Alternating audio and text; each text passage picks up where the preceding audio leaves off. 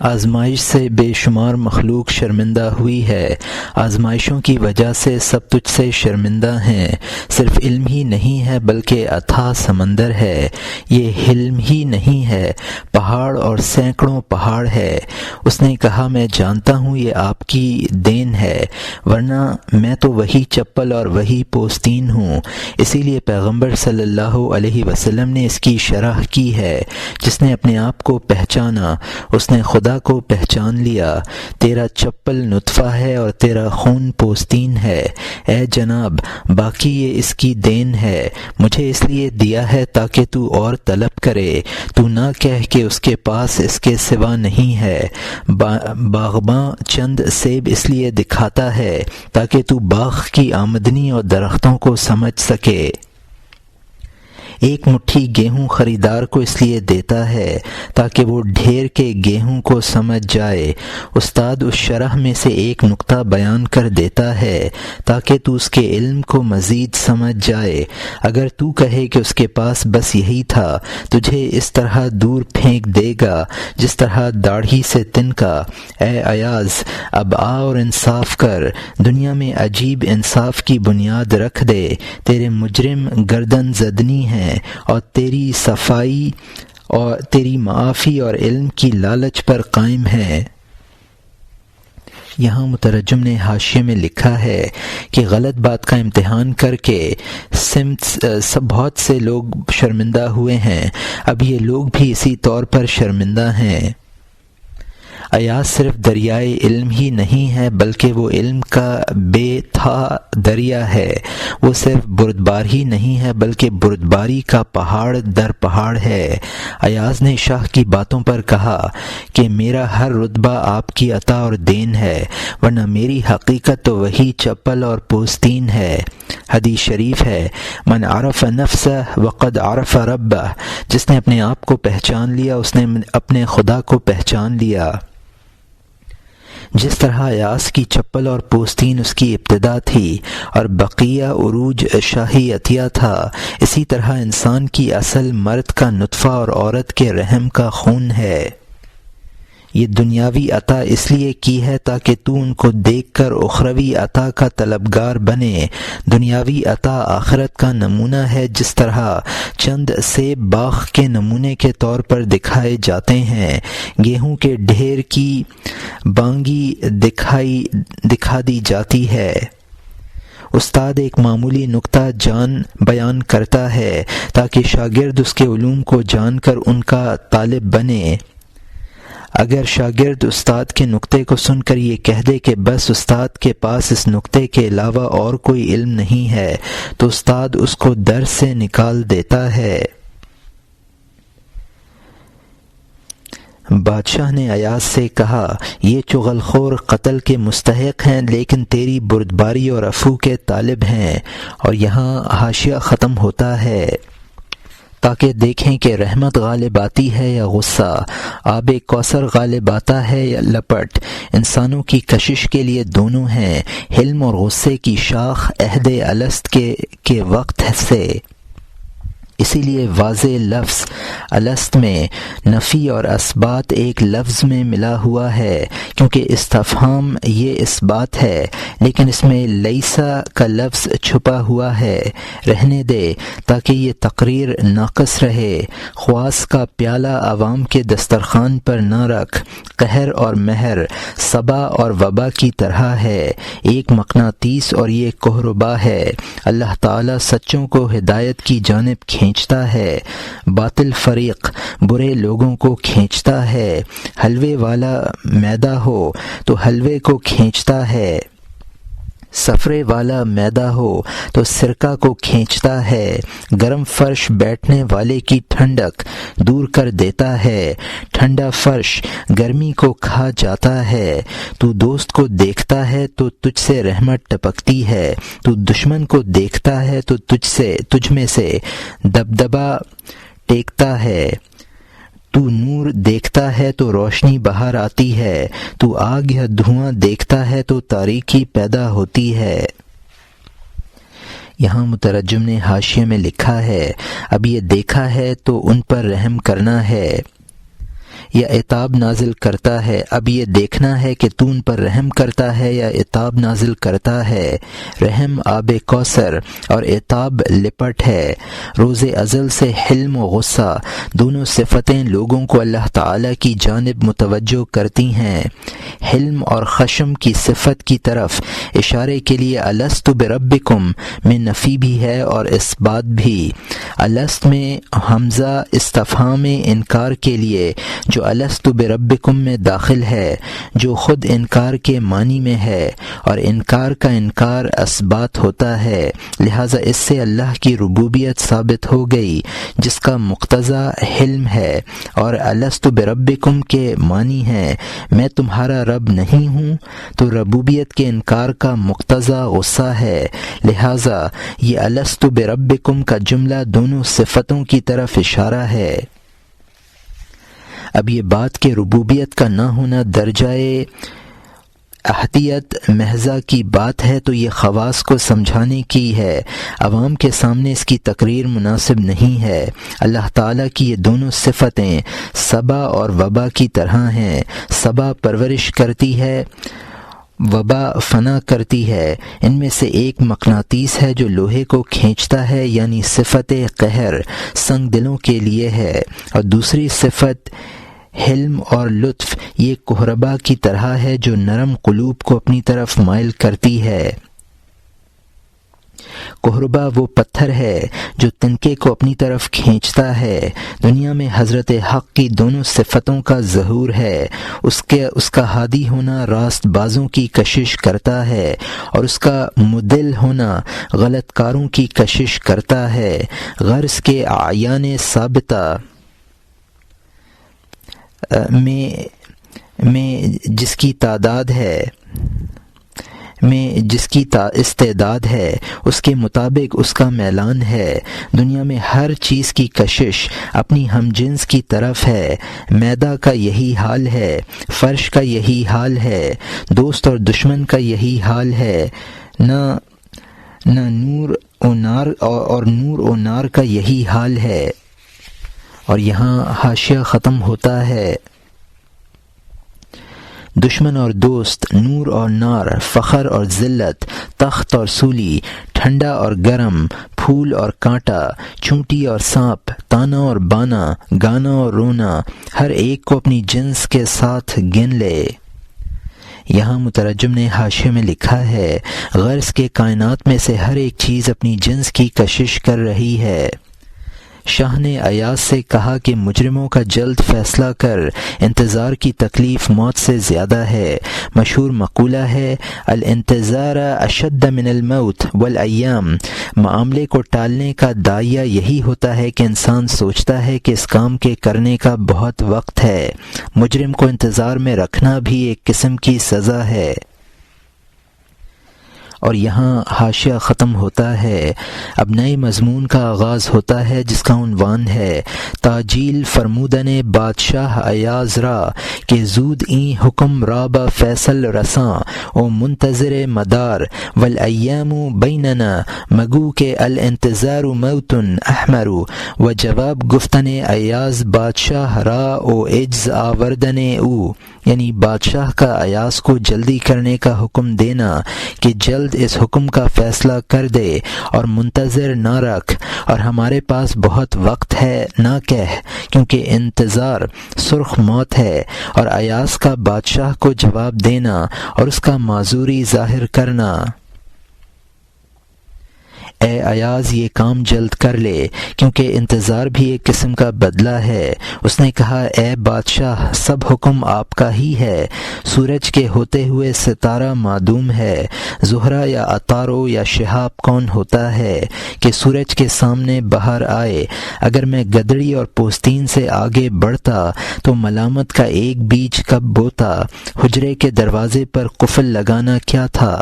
حاسد کے سینکڑوں خیالات کے درمیان نہر کے پانی میں ہاتھ ڈبوئے ہوئے ان میں سے ہر ایک خشک ڈھیلا تلاش کرنے والا ہے۔ تو نہر میں خشک ڈھیلا کہاں ہوتا ہے؟ مچھلی پانی کی نافرمان کب ہوتی ہے؟ مجھ ایسے عاجز پر ناحق بدگمانی کرتے ہیں کہ وفا کو مجھ سے شرم آتی ہے۔ یہاں مترجم نے حاشیے میں لکھا ہے کہ ایاز نے عذر کیا کہ مجرموں کا فیصلہ کرنا شاہ کا کام ہے. شاہ کے سامنے میری مثال ایسی ہی ہے جیسے زہرہ اور عطارد اور شہاب ثاقب کی سورج کے سامنے کوئی حقیقت نہیں ہے. اگر میں اپنی حقیقت چپل اور گدڑی سے زیادہ سمجھتا تو اس چپل اور گدڑی کی حفاظت کر کے اس حالت میں کیوں مبتلا ہوتا کہ دشمن مجھے ملامت کریں اور حاسد طرح طرح خیالات قائم کریں. ان حاسدوں کی حالت تو اس شخص کی سی ہے جو نہر میں ہاتھ اس لیے ڈالے کہ اس میں سے خشک ڈھیلا نکال لے. نہر میں خشک ڈھیلا تلاش کرنا اور مچھلی کو خشک زمین میں تلاش کرنا یکساں ہے.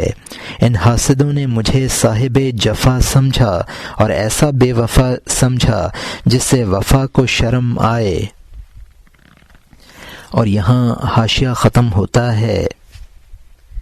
اگر نامحرم کی پریشانی نہ ہوتی تو میں وفا کے بارے میں چند باتیں کہتا.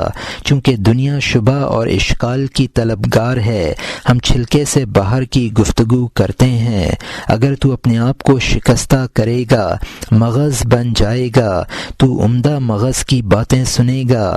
اخروٹوں کے چھلکوں میں رہتے ہوئے آوازیں ہیں، مغز اور روغن کی خود آواز کہاں ہے؟ وہ آواز رکھتا ہے لیکن کان کے لائق نہیں ہے. اس کی آواز ہوش کے کان میں پوشیدہ ہے. اگر مغز کی خوش آوازی نہ ہوتی، چھلکے کا کھڑکا کون سنتا؟ ان کی کھٹ کھٹ کو تو اس لیے برداشت کرتا ہے تاکہ چپکے سے مغز تک پہنچ جائے. کچھ مدت تک بغیر ہونٹ اور کان کے بن جا، پھر ہونٹ کی طرح شہد کا ساتھی بن. تو نے نظم اور نثر اور راز کھل کر بہت کہے. صاحب ایک روز آزما لے، گونگا بن جا. تو نے کڑوی اور تیزی اور کھاری اور کسیلی بہت پکائی. ایک دن امتحان کے لیے میٹھی بھی پکا لے. تو نے میٹھا اور روغنی خوب کھانا کھایا. چند دن روزے میں آزما لے. تو بہت سی راتوں میں نیند کا قیدی بنا. ایک رات بیدار رہ، دولت حاصل کر لے. یہاں مترجم نے حاشیے میں لکھا ہے کہ مولانا فرماتے ہیں سننے والے اہل نہیں ہیں، ورنہ میں وفا کے مضمون کو واضح کر کے بیان کرتا. چونکہ عوام حقائق کے بیان میں شبہے اور اشکالات پیش کرنے لگے ہیں، اس لیے ان کو وہ سمجھانا مشکل ہے، لہٰذا ہم معمولی باتیں ان کو سنا دیتے ہیں. اگر تم مجاہدوں کے ذریعے اپنے جسم کے چھلکے کو توڑ دو گے تو مغز بن جاؤ گے. پھر مغز کی بات سمجھ لو گے. جب تک اخروٹ کی گری چھلکے میں ہے تو وہ بچتا ہے، جب چھلکا ٹوٹ جائے تو پھر وہ کھڑکھڑاہٹ ختم ہو جاتی ہے. مغز میں بھی آواز ہے لیکن جسم کے کان سے سننے کی نہیں ہے، وہ عقل کے کان سے سننے کی ہے. اگر مغز میں آواز نہ ہو تو چھلکے کی آواز کو سننا کون پسند کرے؟ چھلکے کی آواز اس لیے برداشت کی جاتی ہے کہ مغز تک رسائی ہو جائے. انسان مجاہدوں سے لب و گوش بن جائے تب اس کا لب اسرار کا شہد چکھتا ہے. انسان ہر وقت بولتا ہے، کبھی نظم کہتا ہے، کبھی نثر. کسی دن آزمائشی طور پر وہ خاموش بھی ہو کر دیکھے تو خاموشی کے فوائد سامنے آئیں گے. روزمرہ کی عادت کے خلاف کچھ مجاہدے کر. لذیذ کھانے بہت کھائے ہیں، کچھ دن روزے رکھ کر دیکھ. راتوں کو خوب سویا ہے، کبھی بیداری کی دولت بھی حاصل کر. اور یہاں حاشیہ ختم ہوتا ہے. تو نے بہت سے دن سنجیدہ بات اور مذاق میں بسر کیے ہیں، 2 روز کوشش کے لیے مستعد بن جا. اب نئے مضمون کا آغاز ہوتا ہے جس کا عنوان ہے حکایت در تقریر این سخن کہ چندی گاہ گفتگو را آزمودیم مدت صبر خاموشی نیز بیاز مائیم. یعنی اس بات کو واضح کرنے کے لیے ایک حکایت کہ اتنے وقت ہم نے گفتگو کو آزمایا، کچھ مدت تک خاموشی کے صبر کو بھی آزماتے ہیں. تنبیہ حاصل کرنے کے لیے قیامت میں ایک شخص کے ہاتھ میں گناہوں کا سیاہ اعمال نامہ آ گیا، تعزیت کے خطوں کی طرح اس کی پیشانی کالی تھی۔ اعمال نامہ کا متن اور حاشیہ گناہوں سے پر تھا، وہ پورا کا پورا فسق اور گناہ تھا، دارالحرب کی طرح کفر سے پر تھا۔ ایسا اعمال نامہ ناپاک اور وبال سے بھرا ہوا دائیں ہاتھ میں نہیں آتا، بائیں ہاتھ میں آتا ہے۔ اس جگہ خود اپنے اعمال نامے کو دیکھ لے، وہ بائیں ہاتھ کے لائق ہے یا دائیں کے؟ بائیں موزے، بائیں جوتے کو بھی دکان میں تو آزمانے سے پہلے ہی اس کو بایاں سمجھ لیتا ہے۔ جب تو دایاں نہیں ہے سمجھ لے بایاں ہے۔ شیر اور بندر کا نعرہ واضح ہے، وہ جو پھول کو محبوب اور خوشبودار بنا دیتا ہے اس کی مہربانی بائیں کو دایاں کر دیتی ہے، وہ ہر بائیں کو دایاں پن دے دیتا ہے۔ سمندر کو بہتا پانی وہ عنایت کرتا ہے، اگر تو بایاں ہے اس کے دربار میں دایاں بن جا تاکہ تو اس کی مہربانیوں کا غلبہ دیکھے۔ یہاں مترجم نے حاشیے میں لکھا ہے، عمر کا زیادہ حصہ جد و ہزل میں گزارا ہے، اب کچھ مجاہدہ کر کے دیکھ۔ پہلے اشعار میں خاموشی اور صبر اختیار کرنے کی تلقین تھی، اس حکایت میں بھی خاموشی اور صبر کے ساتھ اعمال نامے پر غور کرنے کی ہدایت ہے۔ کسی کے مرنے پر تعزیت کا جو خط لکھا جاتا تھا اس کے اطراف کو سیاہ کر دیا جاتا تھا، اب بھی اخبارات میں موت کی خبر کو سیاہ بارڈر کے اندر شائع کیا جاتا ہے۔ دارالحرب وہ ملک جہاں کفر کے احکام جاری ہوں۔ دایاں ہاتھ بابرکت ہے، اچھا اعمال نامہ دایاں ہاتھ میں آئے گا۔ انسان کو صبر و خاموشی سے اپنے اعمال نامے پر اس دنیا میں غور کر لینا چاہیے۔ دکان میں موزہ اور جوتا دیکھ کر پہننے سے پہلے ہی پہچان لیتے ہو، اسی طرح اعمال نامے کو قبل از وقت پہچان لو۔ جس طرح بندر اور شیر کی آواز جدا گانا ہے، اسی طرح اچھے برے اعمال ناموں کے آثار بھی جدا گانا ہے۔ اللہ کی قدرت میں ماہیت کو بدل دینا ہے، وہ برے کو بھلا بنا سکتا ہے، وہ ہر برائی کو بھلائی میں تبدیل کر دیتا ہے۔ اگر انسان اس کے لائق ہے کہ اس کا اعمال نامہ بائیں ہاتھ میں پکڑا جائے، اگر وہ اللہ کے دربار سے وابستہ ہو جاتا ہے تو اللہ کی مہربانیاں اس کو اس قابل بنا دیتی ہیں کہ اس کا اعمال نامہ دائیں ہاتھ میں آئے۔ اور یہاں حاشیہ ختم ہوتا ہے، کیا تو مناسب سمجھتا ہے کہ یہ ذلیل اعمال نامہ بائیں ہاتھ سے گزر کر دائیں میں آئے؟ ایسا اعمال نامہ جو ظلم اور زیادتی سے پر ہے دائیں ہاتھ کے مناسب کب ہوگا؟ اب نئے مضمون کا آغاز ہوتا ہے جس کا عنوان ہے قصہ زاہد و زن غیور و جفت شدن زاہد با کنیزک با کس ماند کے سخن گوید کے حال او مناسب آن سخن او آن سخن مناسب دعوی او نبا شد چنانچہ کفرا وَلَئِنْ سَأَلْتَهُمْ مَنْ خَلَقَ السَّمَاوَاتِ وَالْأَرْضَ لَيَقُولُنَّ اللَّهُ خدمت بت سنگی کردن او جان او زر فدائے او نمودن چہ مناسب باشد با جانی کا داند کہ خالق سماوات و ارضین آلہیست سمیع او بصیر حاضر او مراقب مستولی او غیور الآخر۔ یعنی زاہد اور غیرت مند بیوی اور زاہد کا لونڈی سے ہم بستری کرنا ایسا ہی ہے کہ کوئی شخص ایسی بات کہے کہ اس کی حالت اس بات کے مناسب اور وہ بات اس کے دعوے کے مناسب نہ ہو، جیسا کہ کفار۔ اور اگر تو ان سے دریافت کرے کہ آسمانوں اور زمین کو کس نے پیدا کیا، وہ ضرور کہیں گے اللہ نے۔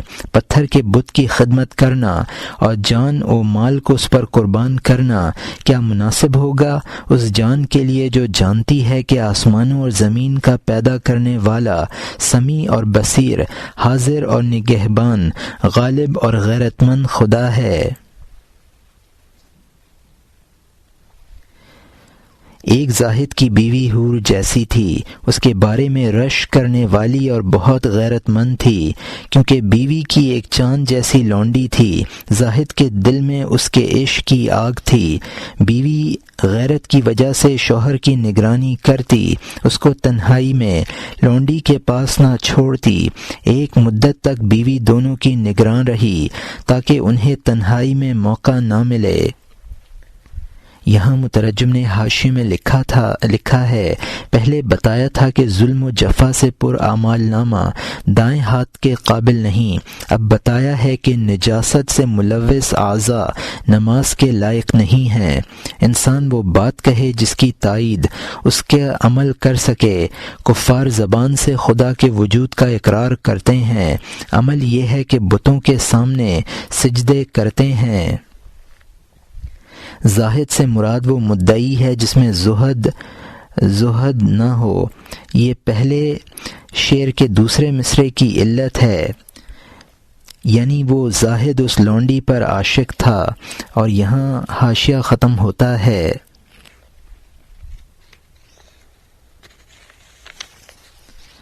یہاں تک کہ اللہ کا حکم اور تقدیر آ پہنچی، نگہبان بیوی کی عقل ناکارہ اور تباہ ہو گئی۔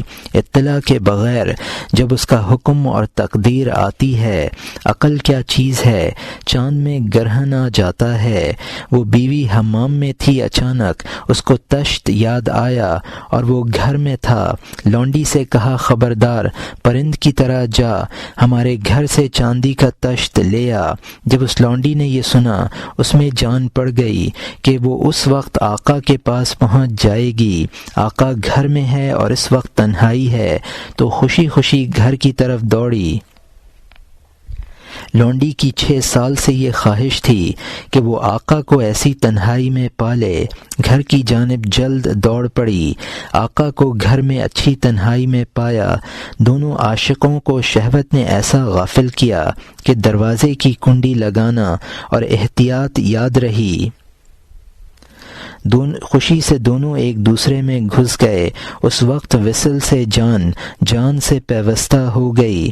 اس وقت بیوی کو یاد آیا کہ میں نے اس کو وطن کی جانب کیوں بھیجا؟ میں نے خود روئی کو آگ میں رکھ دیا، میں نے نر مینڈھے کو بھیڑ پر ڈال دیا۔ سر سے مٹی دھوئی اور بدحال ہو کر دوڑی، اس کے پیچھے روانہ ہوئی اور چادر گھسیٹتی تھی۔ یہاں مترجم نے حاشیے میں لکھا ہے، تقدیر اور حکم خداوندی کے بالمقابل عقل ناکارہ ہو جاتی ہے۔ اس لونڈی کو بھی اپنے آقا سے 6 سال سے عشق تھا اور تنہائی کی جویاں تھی۔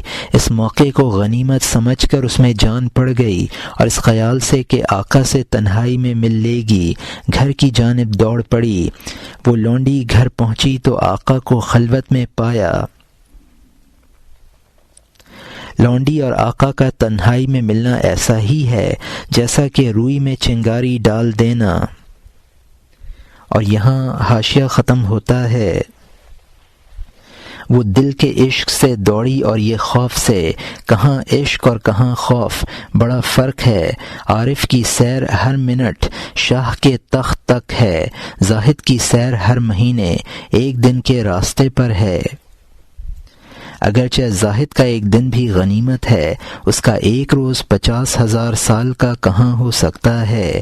انسان یعنی عارف کے ہر دن کی مقدار زمانے کے سال سے 50,000 سال کی ہے۔ عقلیں اس جانب سے دروازے کے باہر ہیں۔ وہم کا پتا اگر پھٹے تو کہہ دے پھٹ جا۔ عشق میں بال برابر بھی ڈر نہیں ہے۔ عشق کے مذہب میں سب قرباں ہیں۔ عشق اللہ کی صفت ہے، لیکن خوف شرمگاہ اور پیٹ میں مبتلا بندے کی صفت ہے۔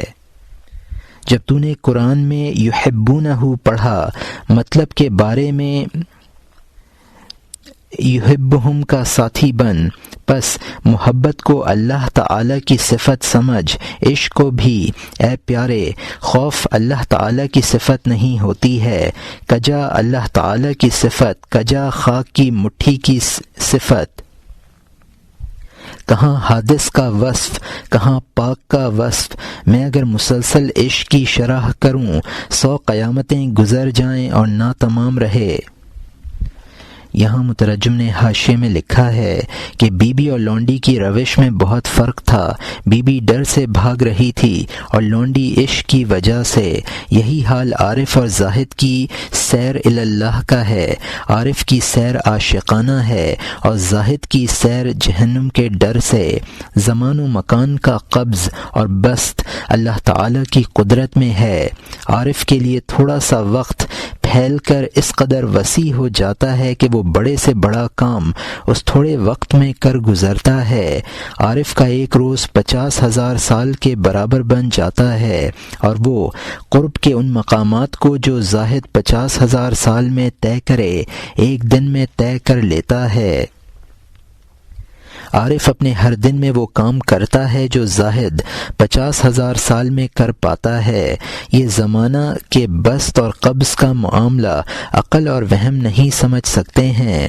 عشق اور خوف کا فرق پھر بیان کیا ہے۔ انسان شہوت اور بھوک کا غلام ہے، لہٰذا اس کی صفت خوف ہے۔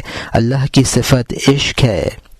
یحبونہ کا مطلب ہے کہ قرآن پاک میں ہے یحبہم و یحبونہ، وہ اللہ تعالی ان سے محبت کرتا ہے اور وہ اللہ تعالی سے محبت کرتے ہیں۔ اس آیت سے معلوم ہوا کہ محبت اللہ تعالی کی صفت ہے۔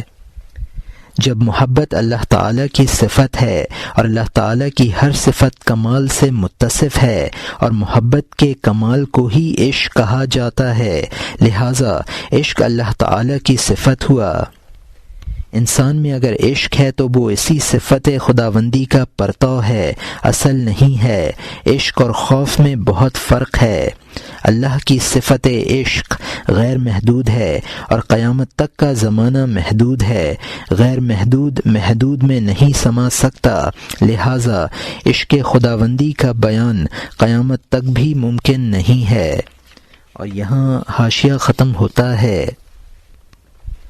کیونکہ قیامت کی تاریخ محدود ہے، اس کی انتہا کہاں جو خدا کی صفت ہے۔ عشق کے 500 پر ہیں اور ہر پر عشق کی بلندی سے آسمان کے نیچے تک ہے۔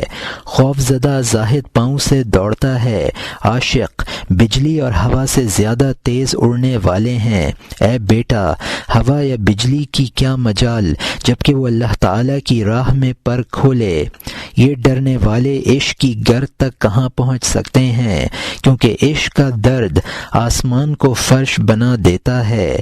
اس کے سوا کہ نور کی عنایتیں آ جائیں کہ دنیا اس روش سے آزاد ہو جا، کہ دنیا اور اس روش سے آزاد ہو جا، اپنے موٹاپے اور اپنی آزمائش سے باز رہ، کیونکہ اسی شہباز نے شاہ کی جانب راستہ پایا ہے۔ یہ موٹاپا اور خود آرائی، جبر اور اختیار ہے، دوست کی کشش، ان دونوں سے بالا ہے۔ یہاں مترجم نے حاشیے میں لکھا ہے کہ جس قدر زیادہ پر ہوں گے اسی قدر پرواز زیادہ ہوگی۔ زاہد کے خوف کی سیر پاؤں کے ذریعے ہے، عارف کی پرواز 500 پروں والے عشق کے ذریعے ہے۔ ہوا اور بجلی کی پرواز راہ خدا میں ممکن نہیں ہے۔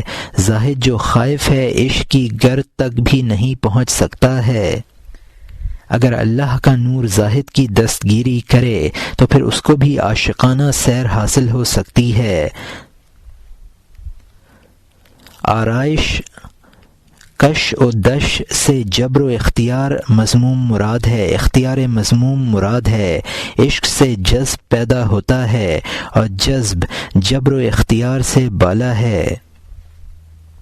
یہاں مترجم کا حاشیہ ختم ہوتا ہے۔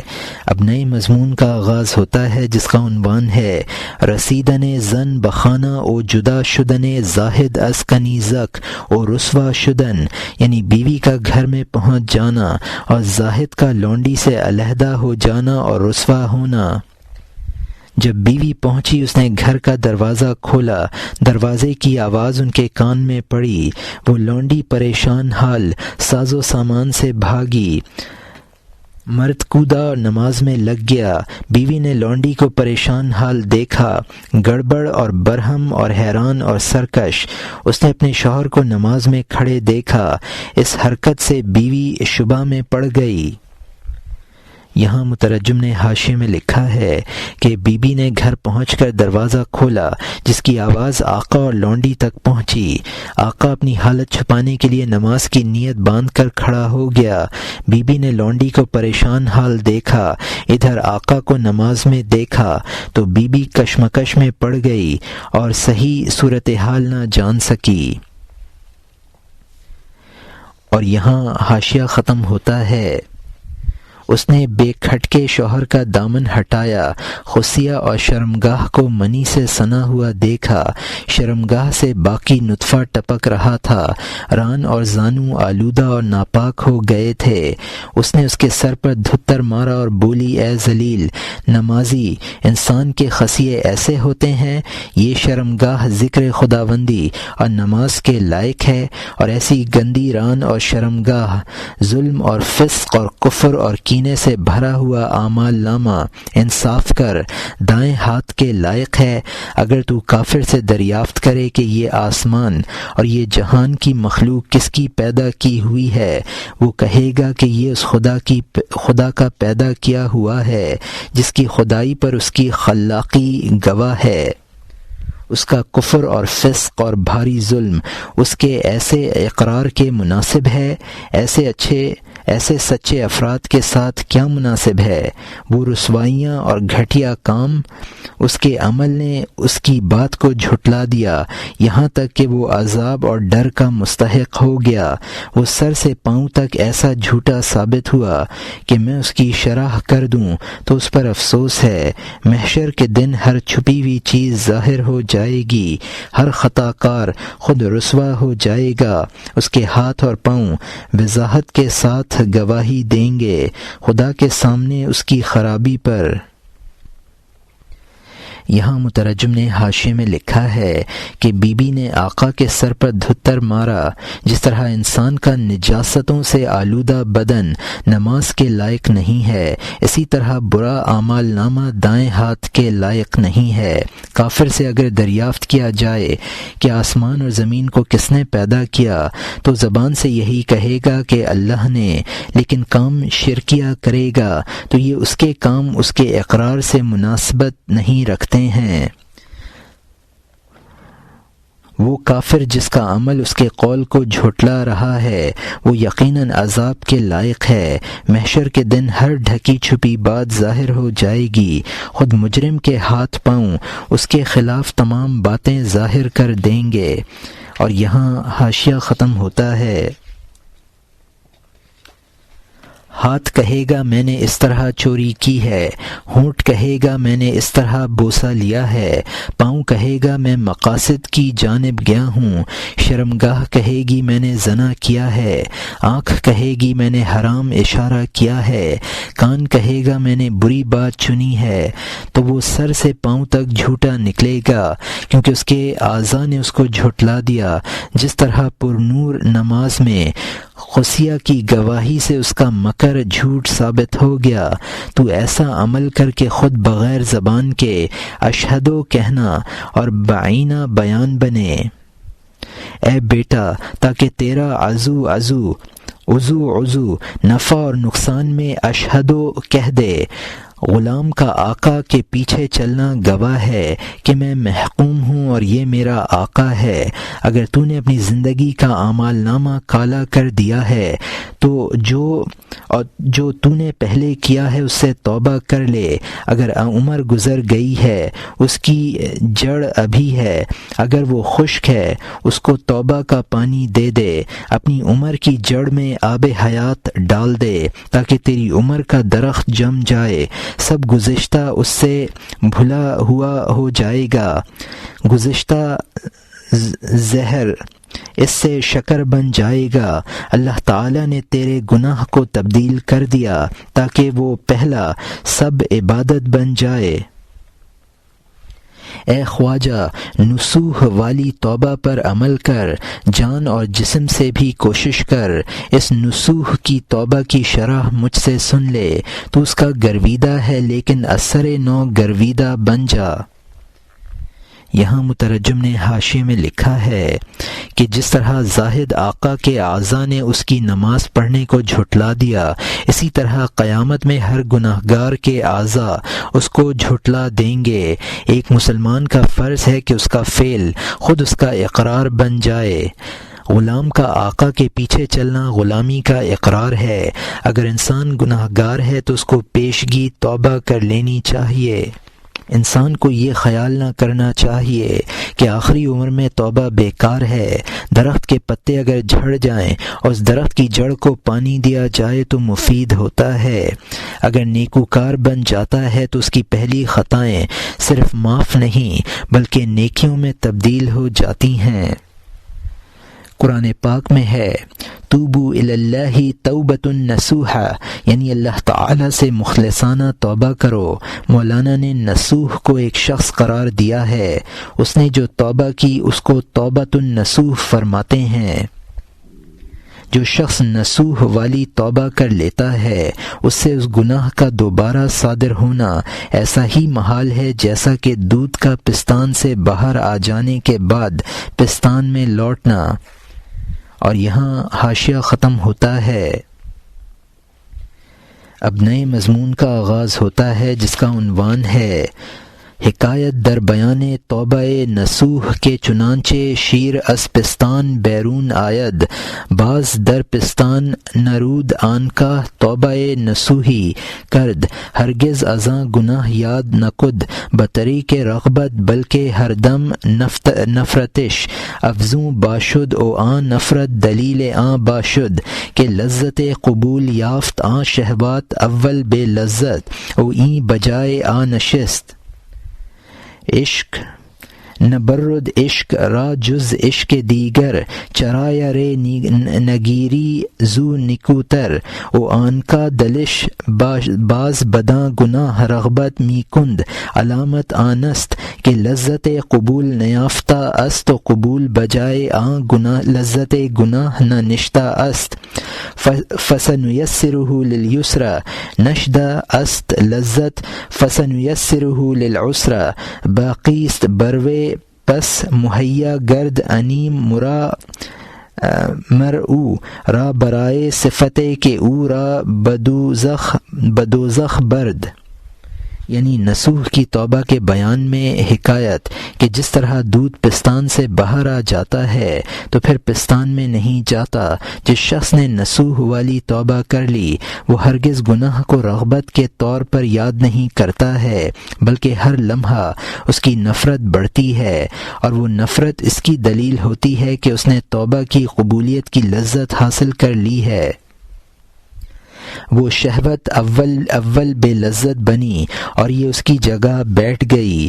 عشق کو دوسرے عشق کے سوا کوئی چیز نہیں کاٹتی ہے، تو اس سے بہتر معشوق کیوں نہیں بنا لیتا کہ جس کا دل پھر اس گناہ کی طرف رغبت کرتا ہے۔ یہ اس کی علامت ہے کہ اس کو توبہ کی قبولیت کی لذت حاصل نہیں ہوئی ہے، اور قبولیت اس گناہ کی لذت کی جگہ نہیں بیٹھی ہے، اور وہ اس کو ہم عنقریب سہولت کے لیے آسانی دیں گے کا مصداق نہیں بنا ہے۔ پس ہم نے اس کو تنگی کی سہولت دیں گے کہ لذت اس کے لیے باقی، تو ہم اس کے لیے وہ صفتیں مہیا کر دیں گے جو اس کو دوزخ میں لے جائیں گی۔ یہاں مترجم نے حاشیے میں لکھا ہے یعنی عشق کو عشق ہی کاٹ سکتا ہے۔ اگر کوئی کسی معشوق کا عشق فنا کرنا چاہے تو دوسرے معشوق سے عشق پیدا کر لے گناہ سے توبہ کرنے کے بعد، مگر اس گناہ سے نفرت ہو گئی ہے تو یہ توبہ کے قبول ہو جانے کی علامت ہے۔ انسان جب نیکی کرتا ہے تو اس کے لیے نیکی کی راہیں کھول دی جاتی ہیں، اور جب بدی کرتا ہے تو اس کے لیے بدی کی راہیں کھل جاتی ہیں۔ اور یہاں حاشیہ ختم ہوتا ہے۔ اب سے پہلے ایک مرد تھا جس کا نام نصوح تھا۔ عورتوں کو حمام میں ملنے سے اس کی آمدنی تھی۔ اس کا چہرہ عورتوں کے چہرے کی طرح تھا۔ اس نے اپنا مردانہ پن چھپا رکھا تھا۔ وہ عورتوں کے حمام میں مالش کرنے والا تھا۔ دغا بازی اور مکاری میں چالاک تھا۔ اس نے سالوں ملنے کا پیشہ کیا اور کوئی اس بلحوث کی حالت سے باخبر نہ ہوا، کیونکہ اس کی آواز اور چہرہ زنانہ تھا، لیکن شہوت پوری اور بیدار تھی۔ اس نے چادر اور دوپٹہ اور نقاب پہن لیا تھا۔ شہوت والا مرد اور جوانی کے غرور میں تھا۔ اس طریقے پر بادشاہوں کی لڑکیوں کو وہ عاشق عمدہ طریقے پر ملتا اور نہلاتا۔ وہ بہت توبہ کرتا اور پیچھے ہٹتا، کافر نفس اس کی توبہ کو توڑ دیتا۔ وہ بدکار ایک عارف کے پاس گیا، کہا ہمیں دعا میں یاد رکھیے۔ وہ آزاد مرد اس کا راز جان گیا، لیکن اس نے خدائی علم کی طرح ظاہر نہ کیا۔ اس کے ہونٹ پر تالا ہے اور دل میں راز ہیں۔ ہونٹ خاموش اور دل آوازوں سے پر ہے۔ وہ عارف جنہوں نے اللہ تعالیٰ کا جام پی لیا ہے، انہوں نے رازوں کو جانا اور چھپایا ہے۔ جن کو اللہ تعالیٰ کے راز بتائے گئے ہیں، ان کے منہ پر مہر لگا دی ہے اور لب سی دیے ہیں۔ وہ تھوڑا مسکرایا اور کہا اے بد اصل، جو کچھ تجھے معلوم ہے خدا اس سے تجھے توبہ کی توفیق دے۔ یہاں مترجم نے حاشیے میں لکھا ہے، یعنی وہ نصوح شخص عورتوں کو نہلا کر روزی کماتا تھا۔ اس نصوح کا چہرہ زنانہ تھا اور اس نے اپنی مردانہ قوت کو چھپا رکھا تھا۔ اس نصوح نے اپنے آپ کو عورت ظاہر کر کے زنانہ حمام میں نوکری کر لی تھی۔ وہ عورتوں کے بدن مل کر مردانہ لذت حاصل کرتا تھا، لباس زنانہ پہنتا تھا، لیکن اس کی مردانہ شہوت مکمل تھی۔ اس حمام میں شہزادیاں نہانے آتی تھیں۔ نصوح اس کام سے کئی بار توبہ کی، لیکن وہ توبہ پر قائم نہ رہا۔ نصوح نے اس عارف سے دعا کی فرمائش کی۔ وہ عارف اس کے گناہ سے واقف تھا، لیکن اس نے ظاہر نہ کیا۔ اولیاء لوگوں کی قلبی کیفیات سے واقف ہو جاتے ہیں، لیکن ظاہر نہیں کرتے ہیں۔ جو شخص اسرار سے واقف ہو جاتا ہے، اس کے منہ پر قفل لگ جاتا ہے۔ اور یہاں حاشیہ ختم ہوتا ہے۔